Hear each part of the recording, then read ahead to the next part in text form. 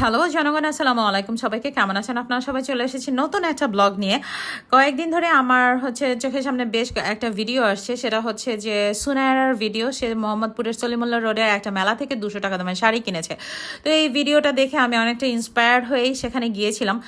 আর যা মনে হয়েছে যে এটা আমাদের জন্য না। তো আচ্ছা, এই মেলাতে আসলে আমাদের কোনো প্রোডাক্ট নেই এবং সবই হচ্ছে সেকেন্ড হ্যান্ড টাইপের।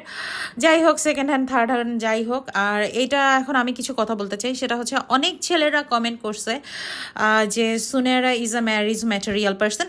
হ্যাঁ, ডেফিনেটলি সে ম্যারিজ ম্যাটেরিয়াল। আমার কাছে তো সুনেরাকে মনে হয় বাংলাদেশের কারিনা কাপুর। এখন হচ্ছে যে সুনেরাকে আপনারা একটা তেনা পরায় দিলেও সে অসম্ভব সুন্দর লাগবে তাকে। কিন্তু হচ্ছে যে আপনি কি সুনেরার মতো মানুষকে মানে রাখার মতো ক্যাপাবল কিনা সেটা আপনাকে চিন্তা করতে হবে। সুনেরা অবশ্যই ম্যারেজ ম্যাটেরিয়াল, কিন্তু তার স্কিন দেখছেন আপনারা? কি কোনো মানে একটা মেয়ের স্কিন কেয়ার প্রোডাক্ট কি পরিমাণে এক্সপেন্সিভ হইতে পারে সেটা কি আপনারা জানেন? সেটা একটু খোঁজ নিয়ে দেখেন।